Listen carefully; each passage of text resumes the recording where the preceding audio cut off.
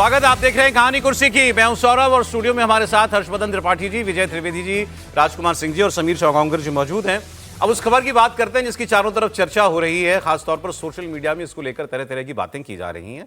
मामला है केंद्रीय मंत्री से जुड़ा हुआ। केंद्रीय पर्यावरण और वन मंत्री भूपेंद्र यादव के 4 निजी सचिवों को एक साथ हटा दिया गया।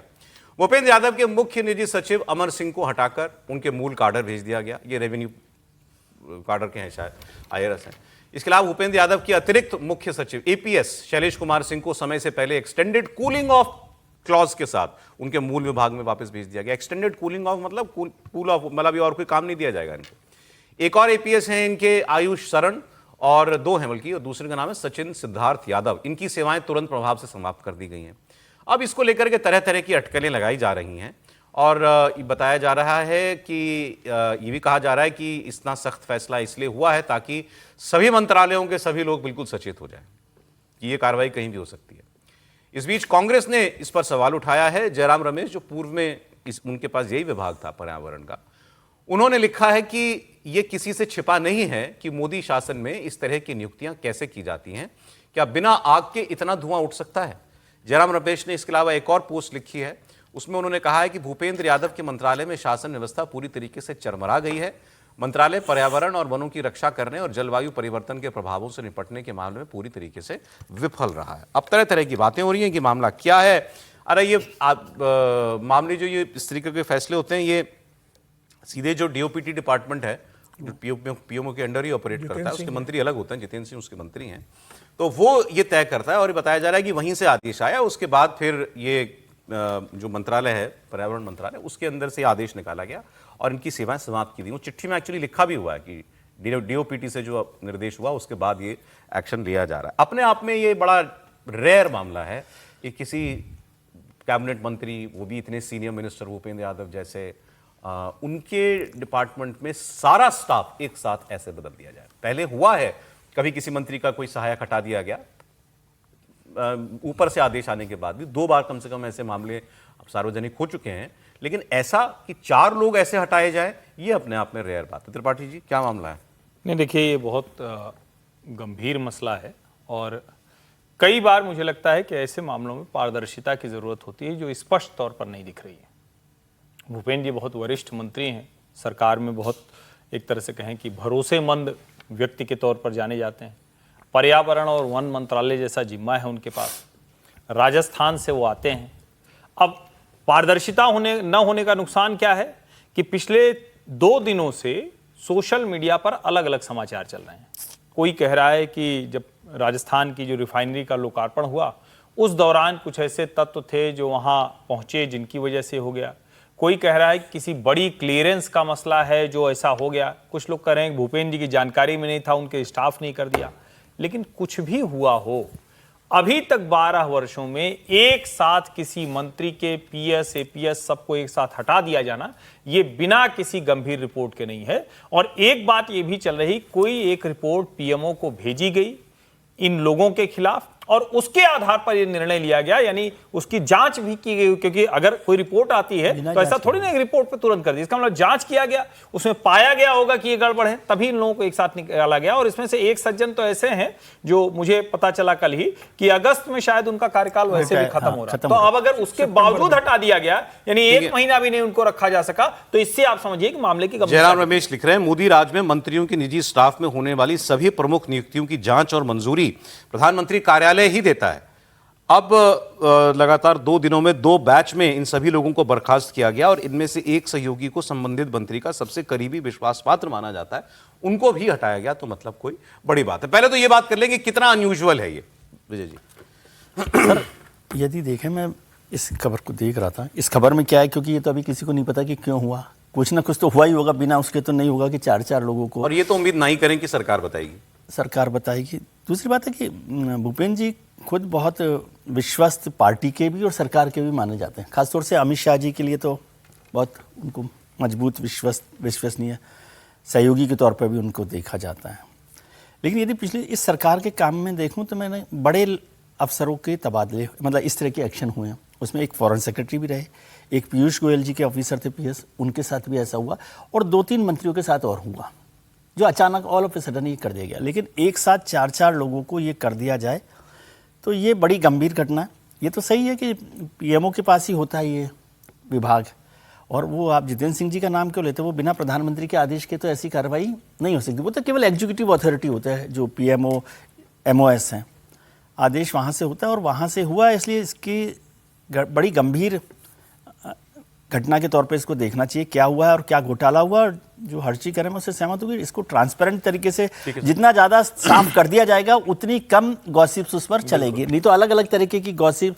वैसे मैं बताऊँ, वन मंत्रालय जो है ना, वो है काजल की कोठरी, उसमें से निकलना, बहुत बेदाग निकलना बड़ा मुश्किल काम है। वो इनकी जो पहले थी प्रेडिसेसर जयराम रमेश जी की जयंती नटराजन है, वो तो वहाँ तो हाँ टैक्स कहा जाता था। ए राजा साहब है यूपीए गवर्नमेंट के, ए राजा फॉरेस्ट डिपार्टमेंट वही था, वन मंत्रालय, वन और पर्यावरण मंत्रालय। बड़े प्रोजेक्ट्स के लिए क्लियरेंस लेनी पड़ती है, बड़े क्लियरेंस, हाँ, उसके लिए लेनी पड़ती है। तो इसकी काजल की कोठरी से निकलना, साफ बेदाग निकलना बहुत मुश्किल काम होता है।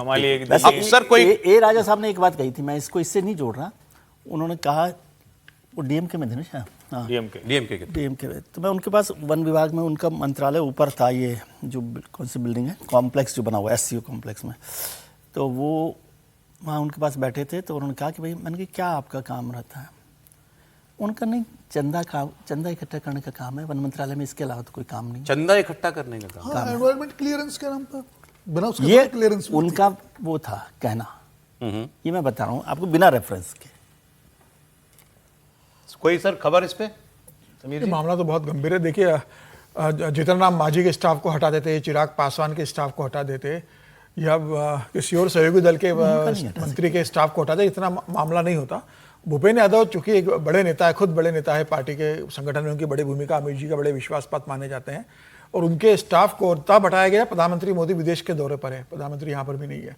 ऐसे समय अगर 4 लोगों को एक झटके के अंदर हटाया जा रहा है, और जिस तरीके की भाषा है, जिस तरीके की भाषा उसमें लेटर में लिखी गई है, ये बता रहा है कि मामला बहुत बड़ा है मामला, और ये मामला सरकार भले नहीं बताए, ये मामला बाहर आने वाला है, और मुझे लग रहा है कि ये मामला छुपेगा नहीं। कोई बड़ा मामला है, अब ये का बड़ा लेन देन का मामला है, बड़ा किसी को फेवर काम करने का मामला है, किस तरह का मामला है आने वाले दिनों में होगा। लेकिन जिस तरह के सोशल मीडिया पे चर्चा चल रही है, ये पार्टी के लिए भी ठीक नहीं है। मुझे लग रहा है कि पार्टी को भी इस संदर्भ में कुछ ना बयान देना चाहिए संदर्भ को लेकर, क्योंकि सोशल मीडिया अपने हिसाब से इसका आकलन कर रहा है, तमाम चीजें की चल रही है। आने वाले समय मुझे लग रहा है कि पार्टी के लिए भी एक बड़ा सरदर्द बन सकता है। अगर ये मामला पूरा खुलेगा तो पार्टी के लिए निश्चित से एक बड़ी परेशानी, कुछ तो अनुचित हो रहा था तभी ये फैसला लिया गया। आपको ये और अभी और बताना चाहिए, खुद ही सरकार को बताना चाहिए। संकेत बाकी मंत्रियों को भी गए, और आने वाले दिनों में 1-2 मंत्रियों की और स्टाफ जा सकता है। अभी तो मंत्रिमंडल विस्तार होना है, कब होना उसे छोड़ दीजिए, लेकिन उसके ठीक पहले ये सारी बातें हो रही हैं। आगे बढ़ते हैं, अगली खबर मैं आपको इथेनॉल विवाद से जुड़ी हुई बताता हूं। वो विवाद खत्म नहीं हो रहा है, और एक बात और साफ हो गई है कि ये 20% ब्लेंडिंग के बाद अभी सरकार आगे नहीं बढ़ने जा रही है।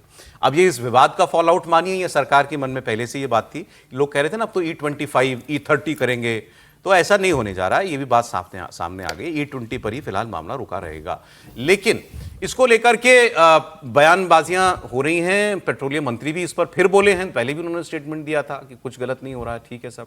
फिर कार कंपनियों के एग्जीक्यूटिव्स को रखा सरकार ने सामने, उन्होंने कहा कि गाड़ियों में कोई प्रॉब्लम नहीं होगी है। नितिन गडकरी जी तो लगातार, उनका ये फेवरेट सब्जेक्ट है, वो लगातार कह रहे हैं। उन्होंने तो अभी चुनौती दी है कि किसी भी आदमी का स्कूटर, मोटरसाइकिल, गाड़ी अगर वो इस E20 पेट्रोल की वजह से खराब हुआ है, तुरंत डीलरशिप पर जाएं, वहां जाकर अपनी गाड़ी ठीक कराएं और मुझे रसीद भेजें, और मैं खुद देखूंगा उस मामले को। उन्होंने कहा मैं मान ही नहीं सकता कि एक भी गाड़ी इससे खराब हुई हो।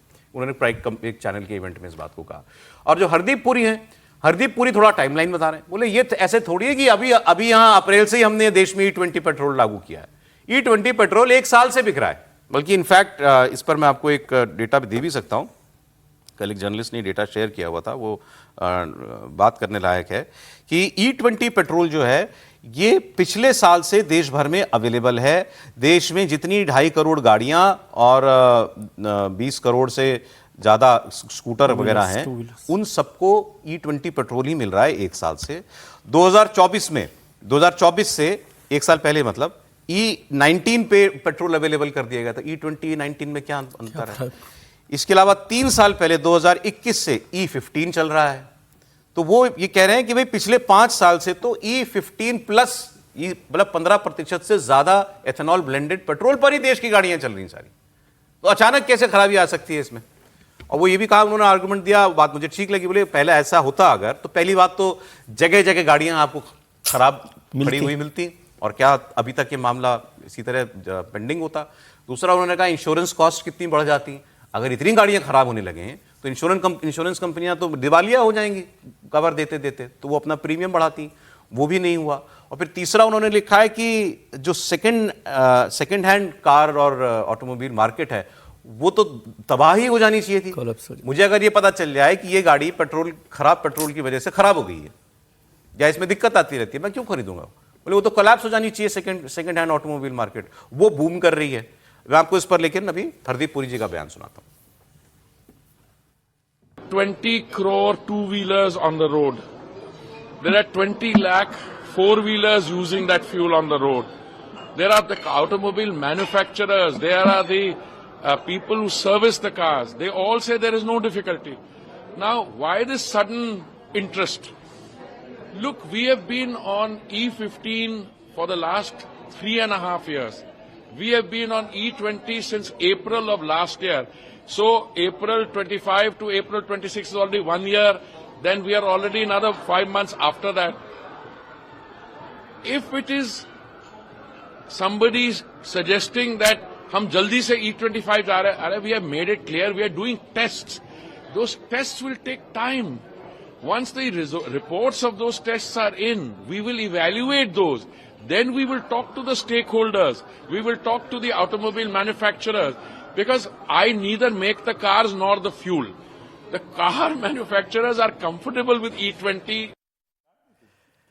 अरे अरविंद केजरीवाल जी, उनको समझ में आ गया कि मुद्दा जो है आम आदमी का मुद्दा है, लोग इसके बारे में बात कर रहे हैं, तो वो अचानक इसमें एक्टिव हुए 2-3 रोज से खूब। कल भी उन्होंने कहा था कि मैं सारी कार कंपनियों को चिट्ठी लिख रहा हूं और बताएंगे ये कि ये मुझे वादा करें कि कोई गाड़ी गड़बड़ नहीं हो रही है इससे। अब आज फिर उन्होंने एक प्रेस कॉन्फ्रेंस की और उन्होंने कहा कि 3 कार कंपनियों से मैंने जवाब मांगा था कि E20 से कार के इंजनों पर कोई असर तो नहीं पड़ता, और अरविंद केजरीवाल ने 26 और कंपनियों को इस मुद्दे पर चिट्ठी लिख दी।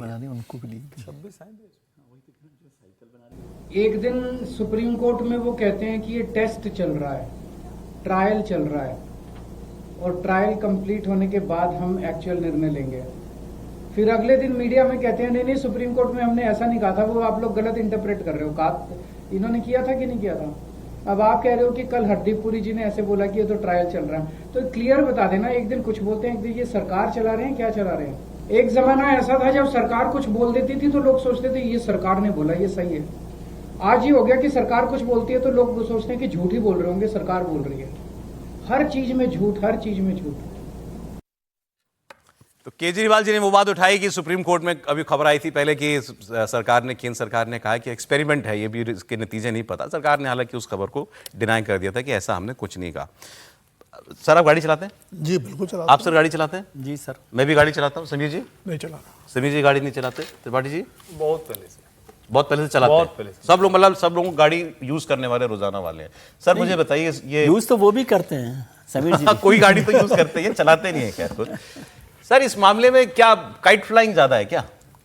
बात तो सही है, देखिए गाड़ियां तो सभी लोग चला रहे हैं, सड़क पे तो गाड़ियां खड़ी नहीं है। नहीं, गाड़ी सभी लोग चला रहे हैं। और ये जो हरदीप पुरी जी सवाल पूछ रहे हैं कि अचानक क्यों हुआ ये, तो अचानक जो बात कही जा रही है, अटॉर्नी जनरल वेंकट रमणी वाली सुप्रीम कोर्ट में उन्होंने क्या कहा, सुप्रीम कोर्ट में जो उन्होंने कहा उसका वीडियो कई जगह मीडिया पर चल रहा है, अवेलेबल है।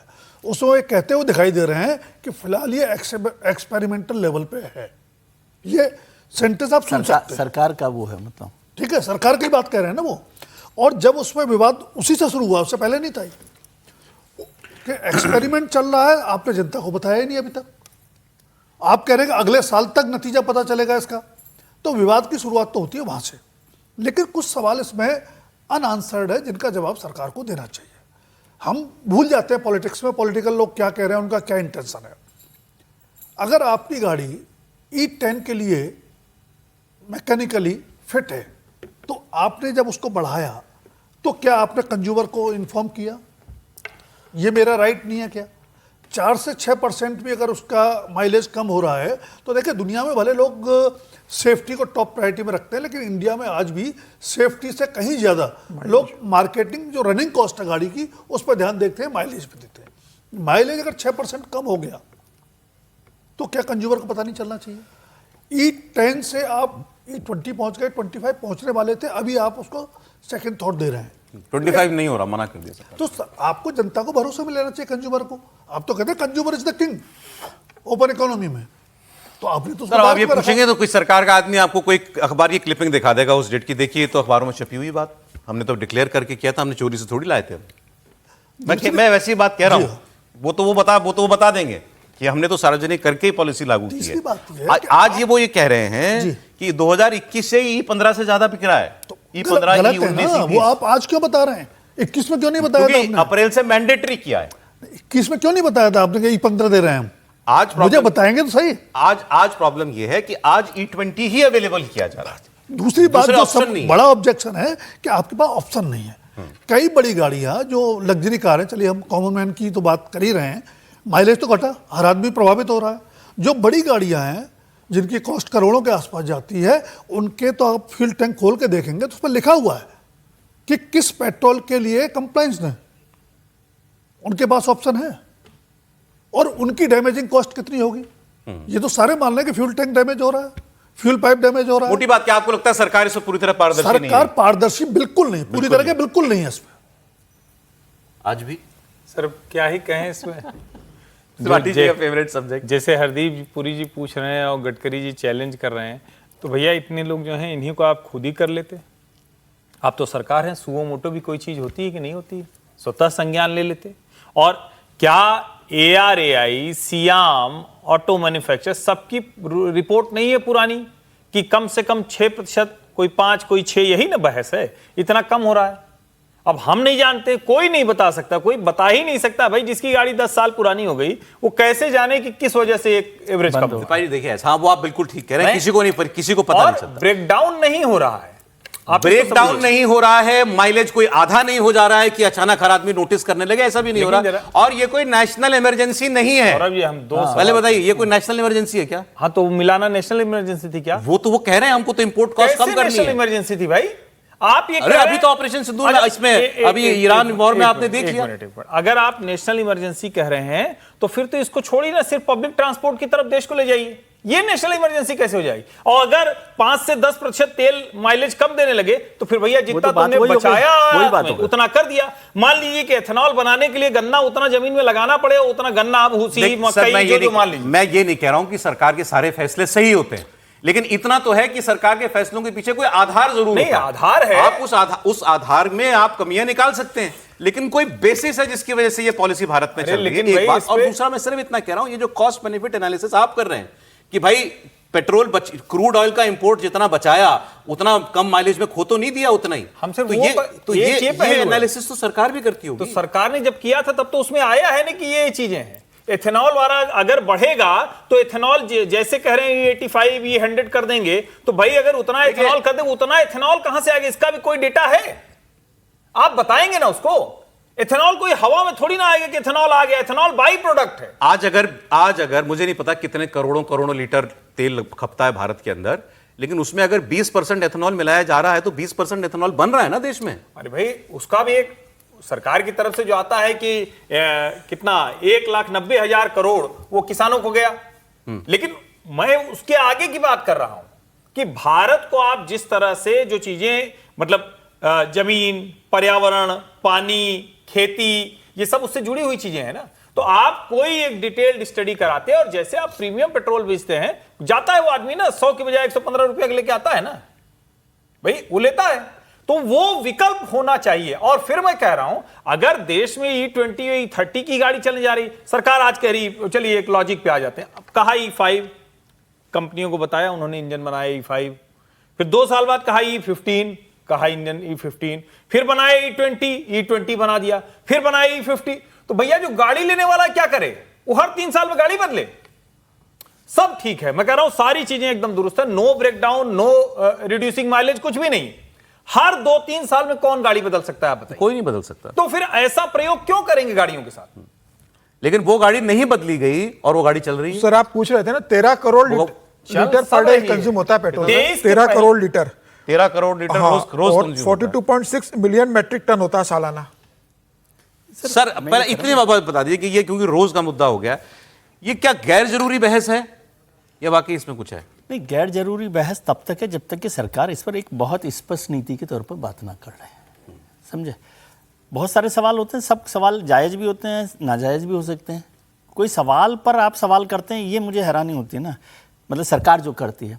अब मान लीजिए 20% आपने मिलाया और 6% माइलेज कम हो गया, तो मतलब 15% पर ही आप काम कर रहे हैं ना। तो 15% में यदि उसका कुछ डैमेज, देखिए ये कंपनीज के बात पर तो मैं भरोसा नहीं करता, वो सरकारों के खिलाफ नहीं जाती। तो इसका आंकलन ऐसे करना पड़ेगा, इसलिए एथेनॉल, मुझे 1 लीटर एथेनॉल कितने का पड़ता है और मुझे 1 लीटर क्रूड कितने का पड़ता है। अब इस पर दूसरी बात, वो भी ठीक बात है आपकी कि उस पर कितना पड़ रहा है। मैं इसलिए आज उस पर भी आना ही चाहता था कि भाई असली बात तो आप कर नहीं रहे पुरी साहब की। पुरी साहब को जो बात करनी चाहिए वो करें। आज मैं एक खबर देख रहा था, शायद भास्कर में ही छपी है, कि 11 रुपए पर लीटर इस समय मुनाफा कमा रही हैं मुनाफा already कमा रही तेल हैं कंपनियां। अंडर रिकवरी और नहीं जिस है समय आप घाटा कर रहे थे तब भी वो मुनाफा कमा रही थी, और उनका मुनाफा रहा 24,000 करोड़। 1 जून के बाद लगातार मुनाफा कमा रही है। जिस दिन पेट्रोल क्रूड $120 था बैरल, उस दिन भी मुनाफे में थी कंपनी। उस दिन नहीं थी, लेकिन वो 48 से 75 तक 90 तक में मुनाफे में ही रही। एक बहुत कम मतलब समय 1 था जून जिसमें। के बाद से लेकिन लगातार आज तो मुनाफे 11 रुपए लीटर कमा रहे हो ना आप। जब मुनाफा कमा तब आप उस बात को टालते हैं। 11 रुपए लीटर आज कमा रहे हो तो क्यों नहीं उसमें से 2 रुपए लीटर मेरा कम कर देते। आप मुनाफा भी कमा लीजिए, 5 रुपए उसमें से कमाइए, 5 रुपए दे दीजिए। तो उस पर तो पुरी साहब बात नहीं कर रहे। पुरी साहब को ये आनंद है कि इथेनॉल पर चर्चा करते रहो, पेट्रोल के दाम मत कम कीजिए। पहले इस सवाल का तो जवाब दें कि भाई क्या हो रहा है। और यदि एथेनॉल मिलाया आपने देश की पैसे को बचाने के लिए, तो उसका असर क्या कंज्यूमर पे फायदा हुआ उसको? फिर तो और पेट्रोल सस्ता होना चाहिए ना, एथेनॉल सस्ता हुआ ना। हाँ, ये बात ठीक है, बिल्कुल। यदि मैं आप इंपोर्ट कॉस्ट बचाने के लिए ही तो ये काम कर रहे हैं। हाँ, तो फिर 20% अगर ब्लेंड कर रहे हो तो फिर उसका रिलीफ मिलना चाहिए ना। तो इसमें से कुछ भी नहीं हो दाम रहा। पर पेट्रोल कॉस्ट पे बात हो जाए एक बार। मैं वही बात कर रहा हूँ। देखिए आप लगातार देख लें, 1 जून के बाद से सरकार जो भी बेच रही है, सरकारी कंपनियां, उनको पेट्रोल में कुछ न कुछ पेट्रोल डीजल में मुनाफा ही हो रहा है, और वो आज बढ़ते बढ़ते 11 रुपए लीटर हो गया है। दूसरी बात, अगर प्राइवेट कंपनी कम कर सकती है, जो हम लोग कल भी बात करें, 4 दिन पहले कम किया उसने, सरकारी क्यों नहीं कर सकती? प्राइवेट कंपनी तो घर से नहीं दे रही होगी, सरकारी कंपनी के पास जमा हो सकता है कि भाई वो बुक में ठीक कर लेंगे आप कि पहले कमा लिया, आप थोड़ा एडजस्ट कर लिया। अगर वो कम कर सकते हैं, आप क्यों नहीं कर रहे? दूसरी बात ये, विजय जी ने एक पॉइंट जो उठाया वो बहुत वैलिड है कि अगर आप सारा इंपोर्ट कॉस्ट कम करने के लिए कर रहे हो तो कंज्यूमर को क्यों नहीं पास ऑन कर रहे भाई? और एक बड़ा सवाल और जो मनमोहन सिंह के समय से उठ रहा है कि आपने तो डी कंट्रोल कर दी थी प्राइसिंग पेट्रोल डीजल की, तो सरकार हर बार क्यों आ जाती तय करने के लिए? कंपनीज को करने दो ना। जब चुनाव होंगे कंपनीज मौन हो जाएंगी, जिस दिन वोटिंग खत्म होगी अचानक आप रिकवरी करने निकल पड़ेंगे। कुल मिला के वो फिर वही ट्रांसपेरेंसी का सवाल है। आप देश को भरोसे में लो ना, आमने सामने बताओ भाई ये सिचुएशन हम ये कर रहे हैं, ये ऑप्शन है हमारे पास। ठीक है सर। वो आप करते नहीं।